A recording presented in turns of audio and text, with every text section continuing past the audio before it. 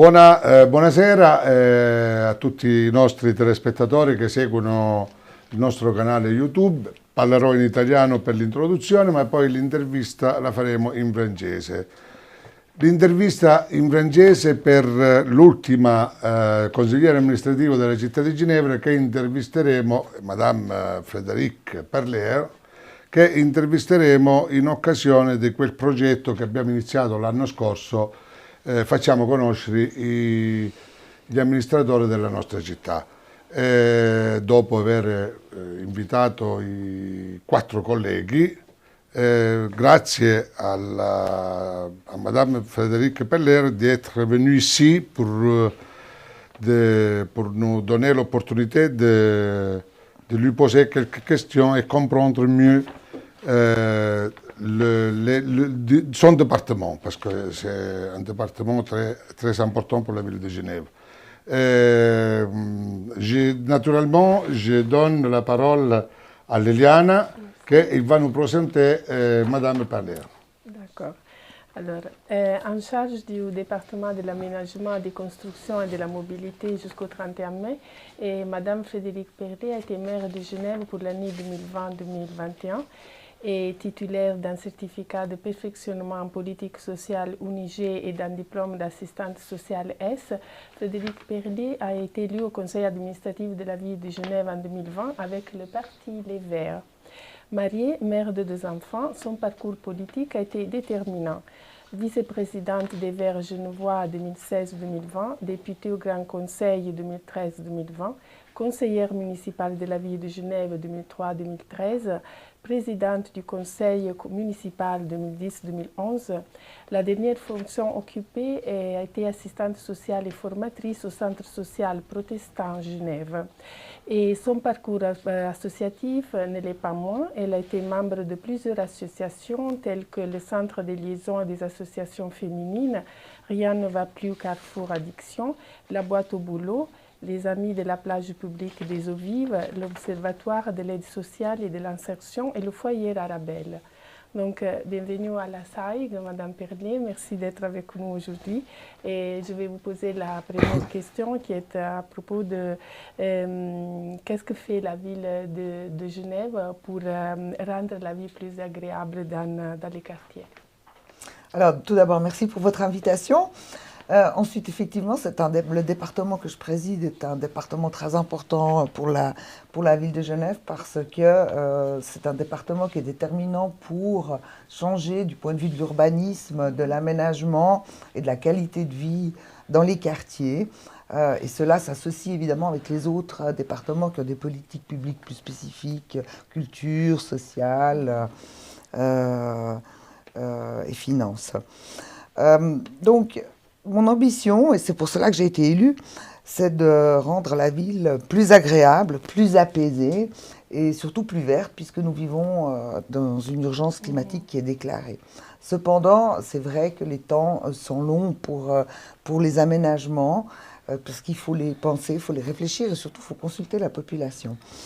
Donc pour cela, et pour rendre la ville plus apaisée justement, il s'agit de favoriser les transports publics, les déplacements à pied, les déplacements en vélo. Cela va réduire la circulation et cela va permettre aux commerçants et aux artisans de mieux se déplacer en ville, ce qui n'est pas le cas aujourd'hui, puisqu'il y a aussi des personnes, ces artisans, ces commerçants et les personnes à mobilité réduite qui ont besoin d'avoir un transport motorisé.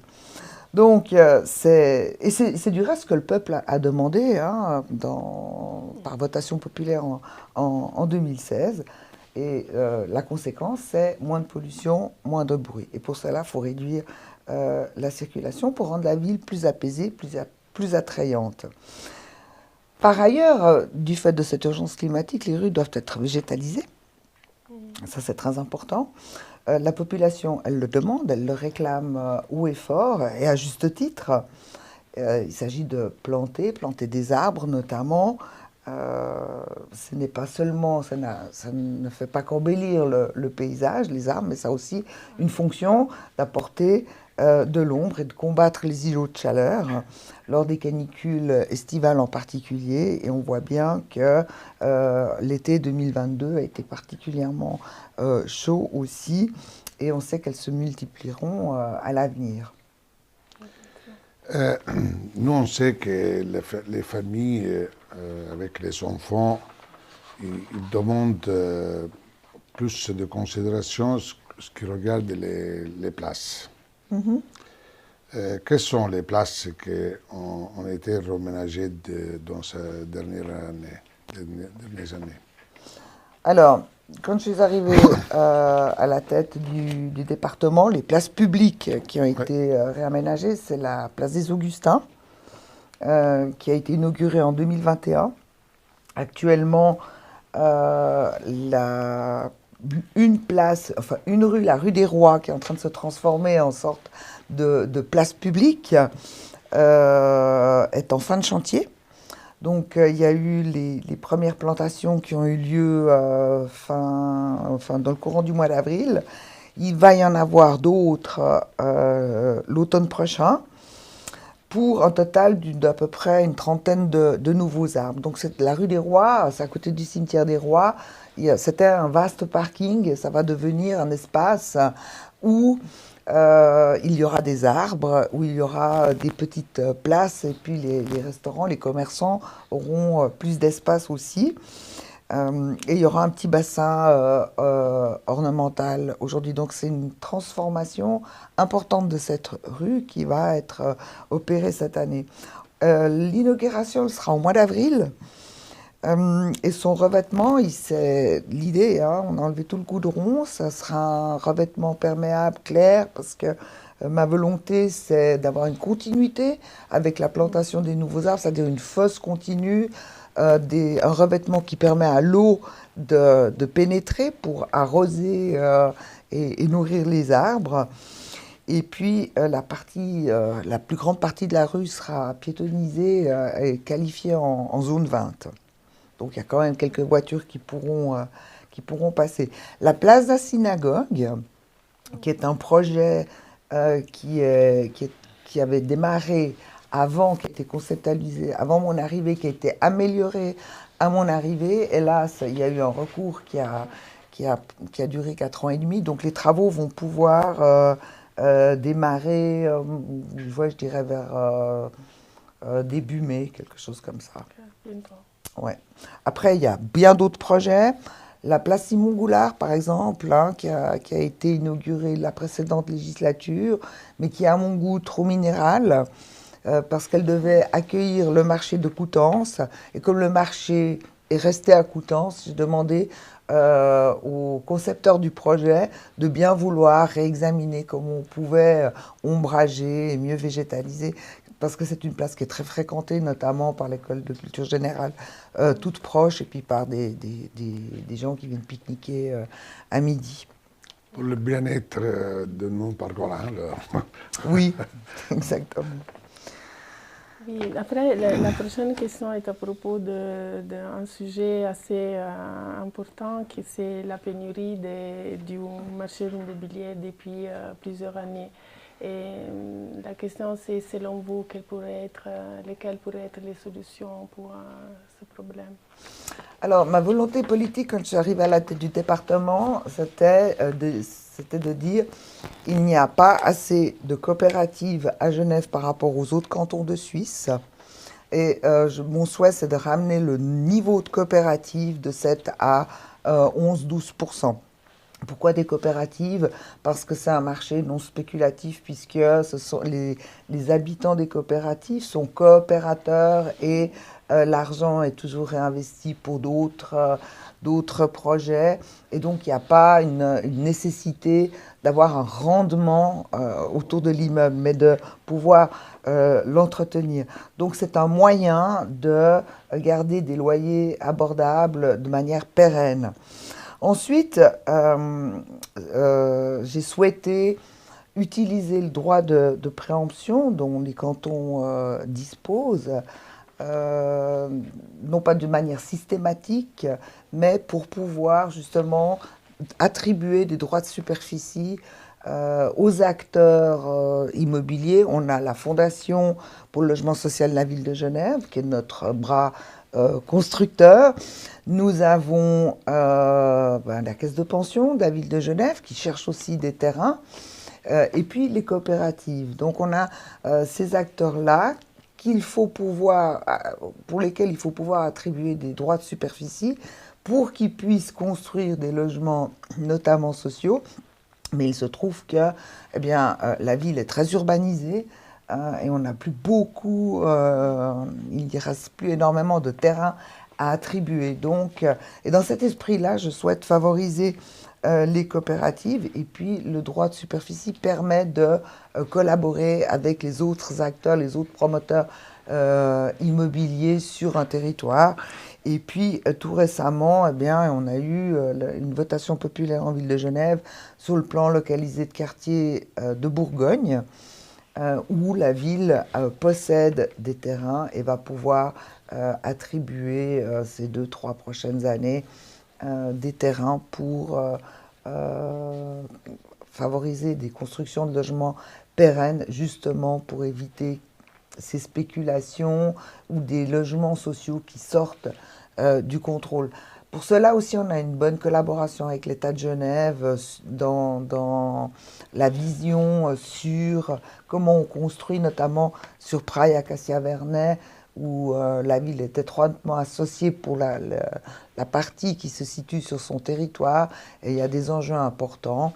Il y a le plan localisé de quartier des Vernets qui est en train de démarrer, et là on a une jolie votation au mois de juin sur le plan localisé de quartier de Acacia 1 qui va permettre, qui est un beau projet, mais hélas contesté par certains puisqu'il y a une votation populaire, mais il y aura une rivière, il y a une requalification vraiment de cette zone qui est très industrielle maintenant, toute une requalification, une arborisation avec des ambitions très fortes de la part de la ville.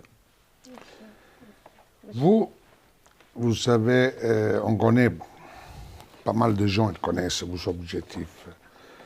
Un des objectifs que vous avez toujours dit, c'est l'aménagement du centre-ville. Pouvez-vous faire un bilan des projets déjà réalisés et des projets encore en cours? Alors, vous avez tout à fait raison. C'est des ambitions qui sont déclarées, des ambitions politiques qui sont déclarées et qui sont évidemment qui sont aussi suivies par le Conseil administratif dans notre discours de législature et dans notre plan d'urgence climatique. Par rapport à l'aménagement du centre-ville, il y a plusieurs demandes, soit du conseil municipal, soit par le biais d'initiatives pour la piétonisation de la ville. Il faut aussi se rappeler, je parlais au début de notre entretien de la votation populaire de 2016 qui a accepté une loi pour la mobilité douce et cohérente. Donc il y a énormément de projets, ils sont trop nombreux pour vous les décrire, mais à court terme, il y a la piétonisation du quartier de Rive suite à l'échec de Clé de Rive, où il y avait un projet de construction d'un parking. J'ai tout de suite demandé de reprendre le projet avec les mandataires pour développer, mais sans le parking. Donc c'est en train de se faire, il commence à se concrétiser. Pour cela, mais c'est vrai que ça prend du temps, parce qu'après il y a des autorisations du canton puisqu'on est dans un aménagement qui impacte la circulation routière. On a quand même 2 grands boulevards, Helvétique, Jacques Dalcroze, qui arrivent sur Rive. Donc, cela est en train de se concrétiser, de se faire. Maintenant, il y a toujours la consultation avec les commerçants, avec le marché de Rive, donc ça prend un peu plus de temps pour avoir les aménagements nécessaires, mais je vous en parlerai plus tard. Il y a des projets dans l'immédiat, puisque pour pallier à l'impatience de la population, c'est juste, ça fait maintenant 3 ans que je suis élue, elle veut voir des résultats. Pour les faire patienter, je demande de procéder à une sorte, ce que j'appelle de l'urbanisme tactique, c'est-à-dire on met un projet provisoire On consulte la population, on consulte les commerçants et on fait un bilan après. Comment ça s'est passé, si c'est pertinent ou si ça ne l'est pas. C'est comme ça que j'ai pu arriver à piétoniser entièrement le quai des Bergues, par exemple, parce qu'on a fait un essai et ça a été concluant pour les habitants et pour les commerçants. Donc on a pu le faire plus facilement. Et là, j'ai eu, au mois de février, j'ai reçu l'autorisation, enfin, après plusieurs mois, pour réaménager l'avenue du Mail, depuis la place du Cirque jusqu'au carrefour, vers Unimail, avec des trottoirs plus confortables, avec la piste cyclable qui a été pérennisée, qui est ombragée, avec 160 à peu près plantations. Mais hélas, début avril, j'ai appris que 3 recours étaient déposés sur ce tronçon qui fait moins d'1 kilomètre. Ce qui me désole, parce que c'est une ambition pour la population, c'est vraiment une belle ambition. Ce projet risque d'être retardé d'1 année, 2 ans, je ne sais pas jusqu'à quand, ça dépend aussi des recours et de la décision du tribunal. Mais cet été sera lancé enfin le projet de la rue de Carouge. Rue de Carouge depuis la place des Augustins jusqu'à la place, le rond-point de Plain-Palais. Donc tout ce tronçon va devenir piéton. Et comment ce projet a démarré? C'était à la faveur, on se coordonne toujours avec les transports publics et puis les services industriels pour ne pas ouvrir 3 fois la rue. Donc, SIG va faire ses travaux, les transports publics vont faire ses travaux, la ville va aussi faire ses travaux. Et au lieu de fermer à l'identique, eh bien, j'ai demandé au conseil municipal un crédit supplémentaire pour végétaliser, apaiser. Et cette rue, sur ce tronçon-là, va devenir piéton, avec à peu près une 60aine de nouveaux arbres. Donc, il y a des beaux projets qui vont démarrer. Ce projet, je ne sais pas, de la rue de Carouge, si on va pouvoir terminer le chantier d'ici la fin de la législature, mais il sera en route. Et pour cela, il y a eu aussi une information auprès des habitants et des commerçants. Et on a pu répondre à leurs questions. Merci pour ces informations et très intéressant. Très intéressant. Projet, vraiment. Et la dernière question, vous aviez déjà mentionné avant, c'est à propos du problème énergétique à Genève et les pas qui vont être pris en matière de ressources renouvelables. Et si vous nous pouvez dire quelque chose. Alors, si vous me le permettez, avant de vous répondre sur l'énergie, puisqu'on change, on passe de l'aménagement à une autre thématique, c'est quand même, il faut dire tous les projets qui sont, il y a plus de 500 projets qui sont dans le département du tout petit, puis des très gros comme Rives, par exemple, ou de répondre à l'initiative pour une ville piétonnisée tout au centre-ville. Il y a aussi le projet cantonal qui est subventionné par la Confédération de la Voie verte d'agglomération. Il y a 8 km en ville de Genève, donc celle-ci est en train de se réaliser, tronçon par tronçon. Il y avait une belle ambition sur le quai du Cheval Blanc. Hélas, il y a un recours, donc je ne peux pas le faire pour le moment. Mais on continue à réfléchir. Et puis aussi un projet très important, parce que je parlais du PAV tout à l'heure, toute l'esplanade des Vernets, en face de la patinoire. Il y a un immense parking. Ouais. Donc il y a eu à l'initiative du conseil municipal qui a demandé de supprimer ce parking et d'en faire un parc. Eh bien, on a fait un concours qui a abouti l'année passée, en fin d'année passée, et ça va devenir un parc public qui va être magnifique.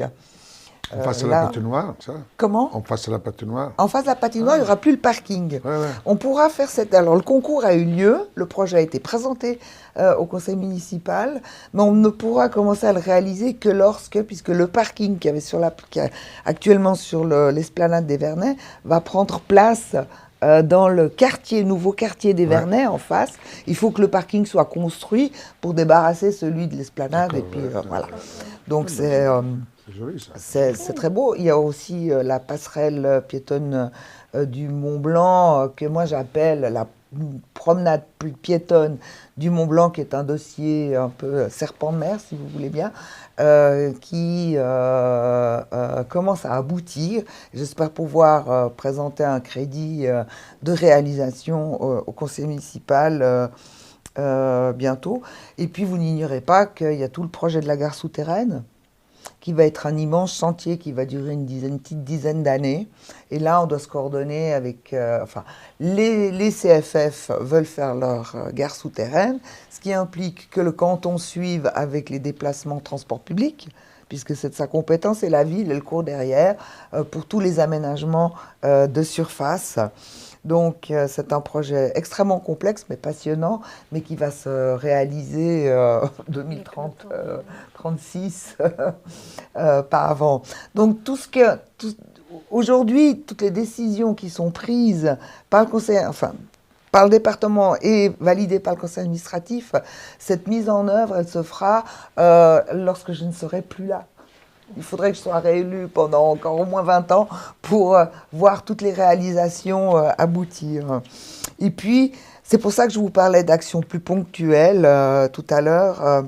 Dans le quartier des Paquis, il y a 2 rues, Chaponnière et Fribourg, qui vont être apaisées. Et puis, on prépare des requalifications sur d'autres rues. C'est un quartier qui est très demandeur, qui est très actif, qui est très dynamique dans les associations. Et puis, il y aura aussi la rue de Sécheron. Et puis, sur Rive, il y aura 3 rues à l'essai, comme on l'a fait pour le Quai des Bergues. C'est rue du Port, rue de la Tour Maîtresse et la rue du Prince. Et on va voir comment la population et les commerçants vivent la piétonisation de ces 3 rues. Puis pour répondre à vos questions par rapport aux mesures qui sont prises au niveau énergétique, alors évidemment, crise climatique, c'est aussi les énergies renouvelables. Ça, c'est mon côté écologiste.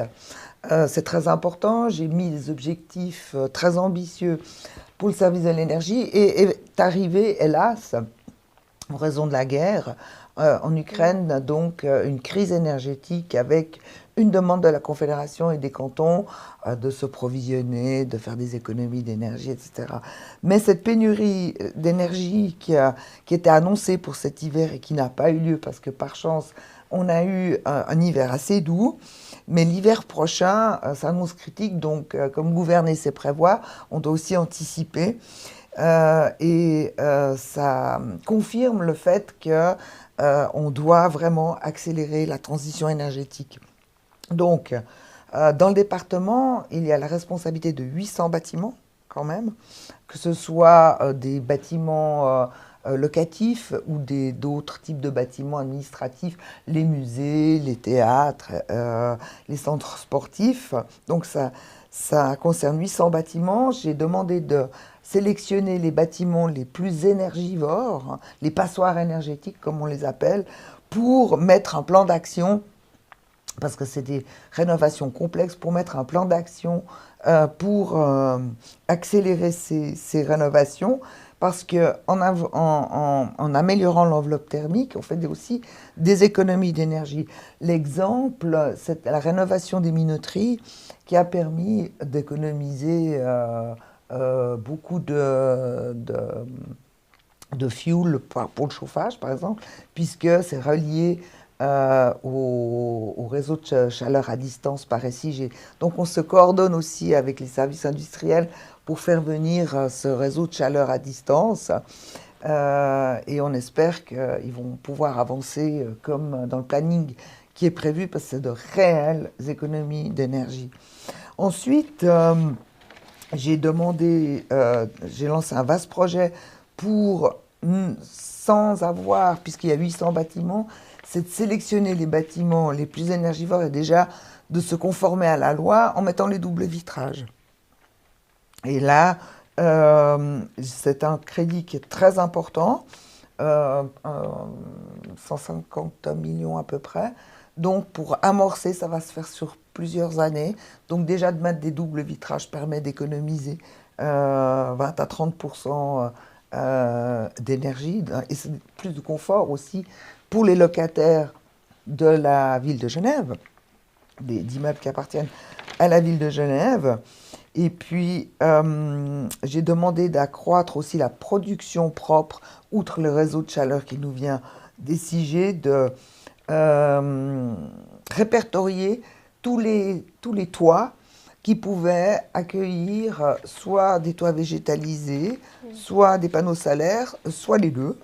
Et donc, on a fait des tests sur des écoles principalement, l'école du Seget et puis une école vers Champel, pour accueillir des panneaux solaires et des toits végétalisés parce que ça favorise aussi l'élimination des îlots de chaleur.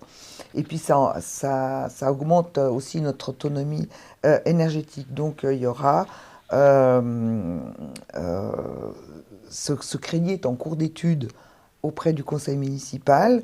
Et par ailleurs, comme la patinoire des Vernets, nous avons une obligation de rénover les fluides qui sont toxiques avant que les habitants du quartier des Vernets n'emménagent. On en profite pour mettre un peu plus de 2700 mètres carrés de panneaux solaires sur la toiture de la patinoire des Vernets. Donc, il y a vraiment des très, très gros projets. Le département, il tourne à plein régime. Il y a beaucoup d'idées. C'est très bouillonnant. C'est très actif pour rendre la ville plus écologique. Mais, hélas, c'est sur du temps assez long. Des jolies idées pour des beaux projets, disons. Des très beaux projets. Allora, grazie, merci beaucoup Madame Frédérique Perler e grazie Liliana e sono sicuro di ritrovarvi alla prossima intervista. Buon pomeriggio a tutti e alla prossima.